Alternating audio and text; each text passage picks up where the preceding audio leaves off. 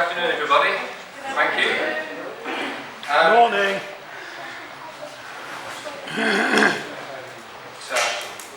It's clearly the will of the church leadership that we should hear from John chapter 8 this morning, and I have agreed with Chris Smith, the chairman of the committee, that is what I shall do.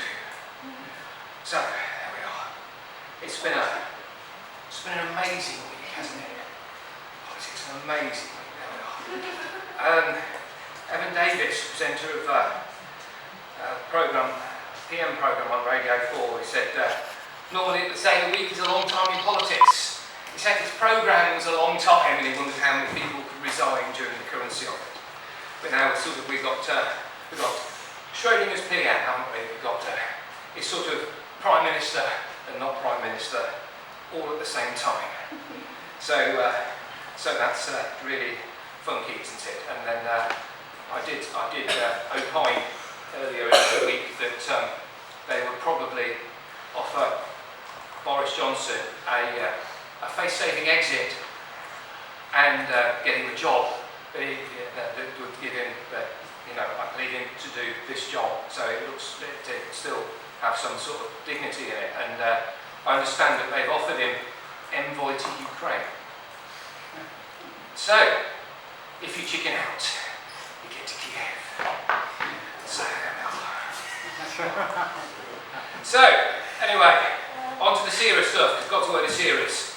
It had a bigger impact on our lives than who is Prime Minister, and Captain of Argyle fighting to be for replacement. So, here we are.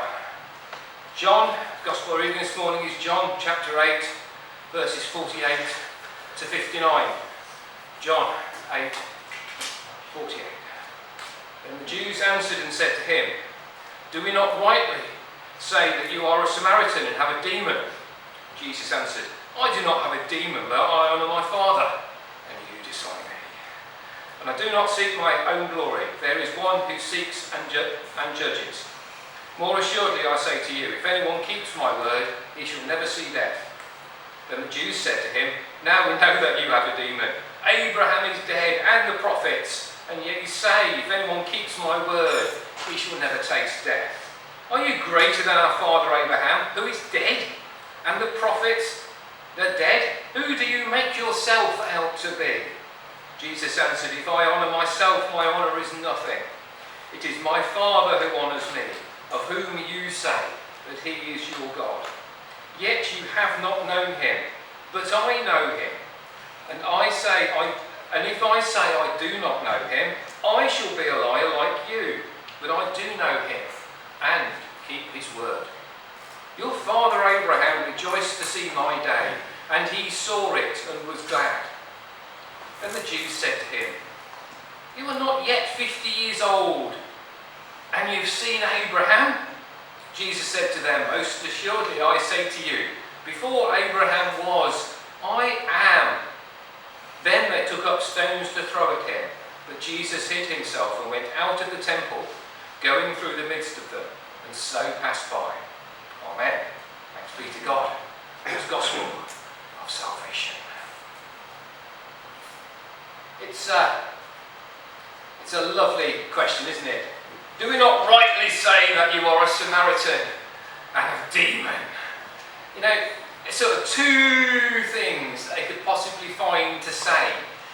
Complete insults. They didn't like the Samaritans, the Jews. They fell out with them completely. They said the Samaritans were an impure race. They'd gone off and they'd not married purely within good 12 tribe stock and stuff. And they would go out of their way to avoid it. When we talked about the feeding of 5,000 and how they sort of went up one side of the lake, the crowd, even this side of crossing the bank, worked out where everyone was going. Nice dressing all over there, just like that. And they went up the side of the lake and then up to Fords of Jordan, the car dealers, and then over the top and down the other side, and there was a way, and they went further. And they said there was, when people were travelling across the country, they would go out of their way to avoid crossing into Samaria and then coming out again. They didn't like the Samaritans. They talk about the Good Samaritan, don't they? As far as they were concerned, the only Good Samaritan is the dead Samaritan. And when Jesus asked them, look, okay, the priest walks by, didn't help the guy, the Levite walked by, didn't help the guy, the Samaritan took him down a local hospital, slapped down his Amex card, I'm paraphrasing here obviously, and said, look, sort him out, give him the treatment, put it on my bill. He's not paid a penny. And then Jesus says to them, who was there? And they said, and they begrudgingly said the one who was kind to him, because they didn't even want to spit the word Samaritan. So this was the complete insult, right? Samaritan, Prince of the Devils. There was the two words, the Samaritan and Prince of the Devils. I could try and pronounce them, I can't. They're very, very similarly spelt in the Greek, and there's a bit of a discussion going on about whether there's some translation issues, and both of these things were said. But it doesn't matter whether they were both said or just one of them. Already they're in top-level insult terms, so it doesn't alter the rest of the passage if they didn't call him the Samaritan, or called him the Samaritan but didn't say that he had a demon. Jesus said, I do not have a demon, but I honour my Father, and you dishonour me. So basically he's turning the insult back onto them, and he's going, look, I honour my Father, you dishonour me. You are the people, because this is in the temple. It's in the temple. It's like somebody coming into the cathedral or something and talking to when the bishop's in, and they've got the bishop's bouncers, the vergers, and a load of clergy at the front of the full choir set up in the chancel and stuff like that. He's saying, look, it's gone right into their house of God, where the serious God people are, and they're saying, look, I honour my Father, you dishonour me. He's saying, Jesus is saying, I don't seek my own glory. I'm not here for how I can look in this situation. I'm not here for glory. Clearly, he's not seeking his own glory, and he's not out to have a nice party, or he wouldn't have done the things that he did. He said, look, if anyone keeps my word, he will never see death. Then the Jews said to him, now look, now we know you have a demon. Abraham is dead. I mean, they were really, it was called the Abrahamic faith, the Abrahamic line. They were into Abraham, Father Abraham. And so obviously it sounds like they had a load of Smurfs or something, but they were into this Abrahamic thing, and what they probably went round with little rubber armbands with what would Abraham do and stuff like that. This was their thing, keep the law, and those laws, the Abrahamic laws, they're not good enough, so we'll invent some more laws and restrictions and tell the people those, and then try and criticise them for failing to keep those. Anyway, so they were already, they will do everything to keep the law, but they also had it at the back of their minds that actually keeping all the law was pretty near impossible. So if you were going to keep having this thing about keeping the law, you needed some sort of get-out clause. And of course we know, because we can look back, they didn't at this point know, but we know that the get-out clause is Jesus and his death once for all on the cross. So Jesus is sort of, what they're saying, that Abraham is dead, and the prophets, effectively what they're saying is, what good did keeping the word formally do them? And then of course they chuck in the $64,000 question in verse 53. Who do you make yourself out to be? Because there's a John who's written his gospel a lot later than everybody else. The Matthew, Mark, and Luke are called the Synoptic Gospels. They're basically written by the Jews to Jews, and they're written straight after the time that Jesus died. It all kicks off, and this is basically an historical record, as far as they're concerned, to Jews. And they're written, you can tell they're written to Jews because they go banging on about this Abrahamic line and proving that Jesus was, son of David and stuff like that. So, because that's important to the Jews, but it isn't really important to us. We're more interested in the fact that Jesus is the Son of God, or is God. And one of the errors that's crept in between Jesus' death in AD 33 and the 90s, 90s, say AD 90 to 100, which is when we reckon that John's Gospel was written, is that Jesus never said he was God. And this is a complete error because he says it all the time. And this is why John has got his I am statements in there, and he's harking back to the Jews and that, going, I am. Because he's putting it in those terms because of when Moses asks God who he is, he says, I am who I am. And this is slapping it down. This is going, he's not just God with a small g or any sort of God. He is God. He is the God of Abraham, Isaac and Jacob, and certainly he's the God of Moses. So, because there's the alternate, there's the choices, aren't there? Because if Jesus is, it leaves the crowd with a difficult choice, because Jesus is saying he's God. Now, if he's saying he's God and he's not God, and he sincerely believes that he's God, he's just a lunatic. They've got plenty of people in the bin in different towns who think they're God and who said they're God. If he's not God and he knows he's not God, then he's just a liar or a con man. But the alternative, of course, is that he actually is God, in which case he's Lord. So he's not a lunatic, liar, or the Lord. I mean, take your pick, James. I mean, you've got, basically, this is the straight choice that Jesus, saying he's God so many times, leaves us with. And then we get down to verse 54. Jesus answered, if I honour myself, my honour is nothing. I mean, if I say I'm God, that's nothing. It is my Father who honours me. You notice the Spirit of God descended on him like a dove at his baptism, and the voice rang out from heaven, this is my own beloved Son, in whom I am well pleased. This is God the Father saying over Jesus that he is God and dropping the anointing on him. So basically,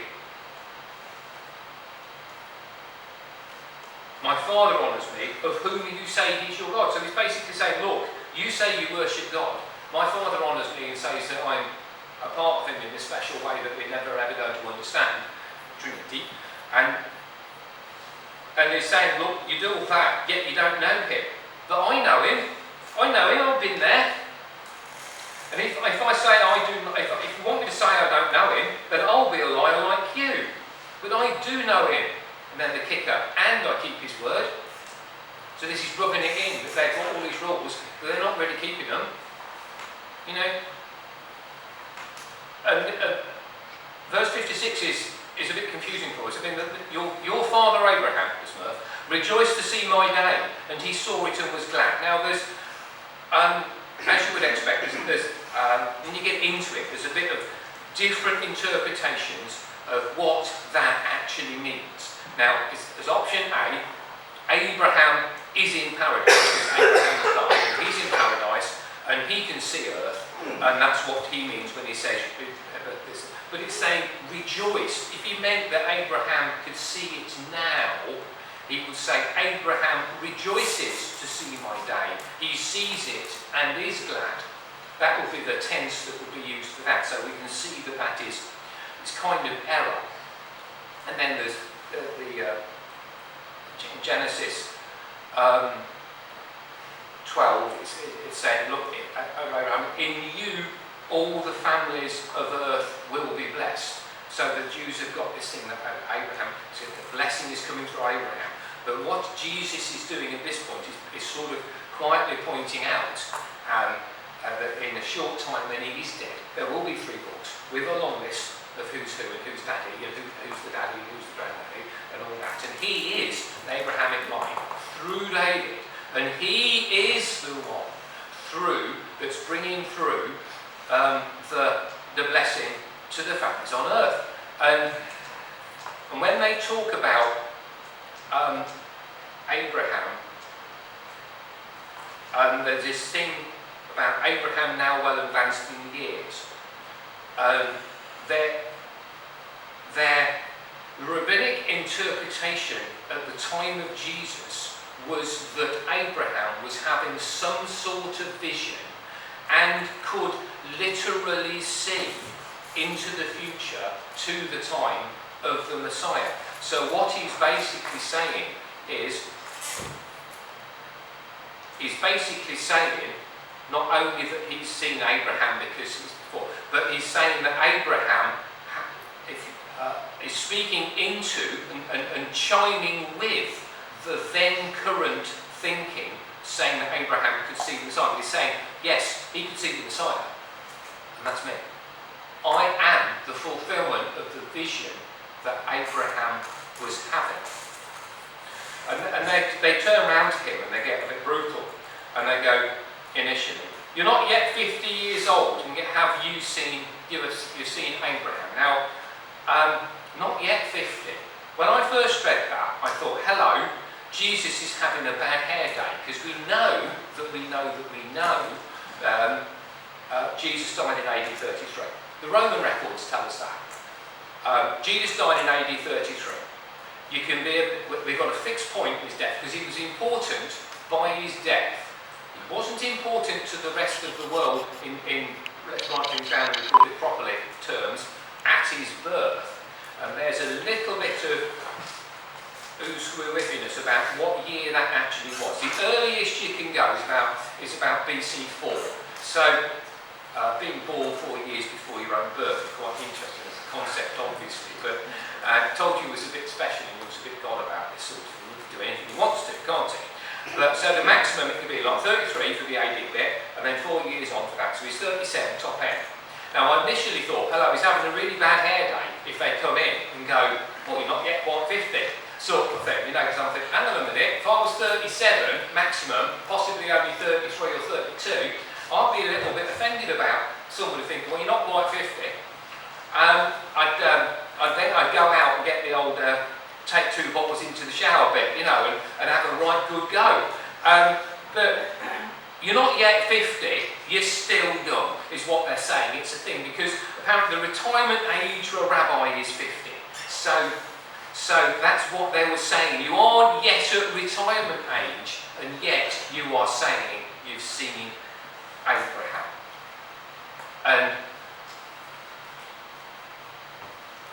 And then in 58 is using this language again. Before, I say to you, before Abraham was, I am. This is the I am statement. It's the I am statement.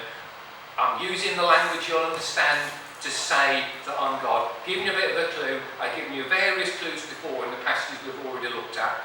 And yet you're just not getting it, chaps, are you? You're really not getting it. And this is not time machine territory.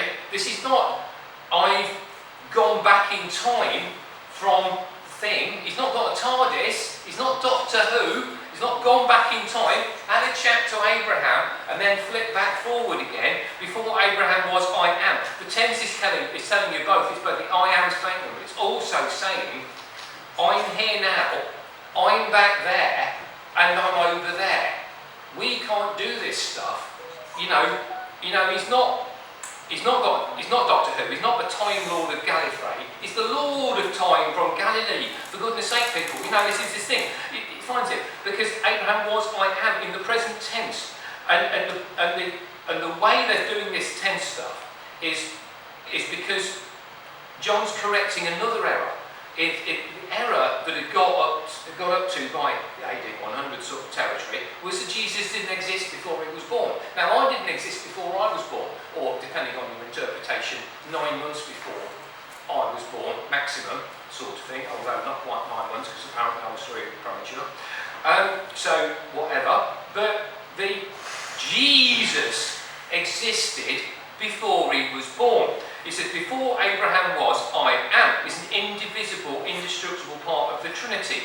There never was, and there never will be, time without the presence of Jesus. That is the key thing, is what they're saying here. And it's like, when you're looking for a job, you go out looking for a job, and people do. And there was Mark and I were in Wetherspoon Wetherspoons the other day, and they had signs up saying cleaners wanted £10.90 an hour, bar staff wanted and all that sort of thing. And they listed about 3 jobs, and the hourly rate for them was stuff with the toilets and the doors and whatever. And you basically will speak to the manager. You know, the manager's boss.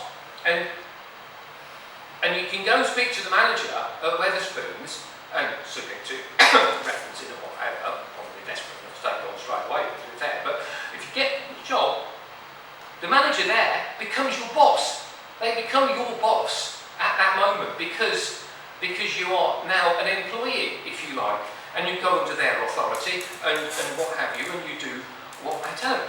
But it doesn't mean that they suddenly, the action of you taking the job doesn't make them the boss.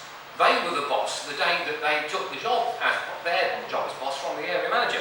They already were the boss, and they became your boss when you took the job. And that's what is saying here. Look, I'm God.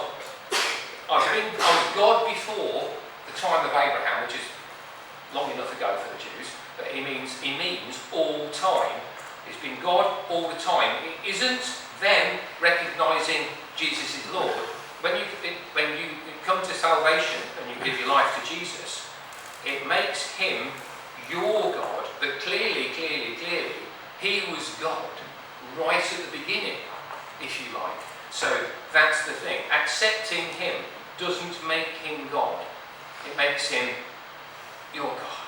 And John is correcting those errors in there. So it's error correction time, and it's sorting it out. And so we've gone from the Jews saying, look, you are a Samaritan and you've got demons. Look, so they do this thing a lot with Jesus. They look like they're crediting him with being a rabbi, and then they don't. You know, it's like the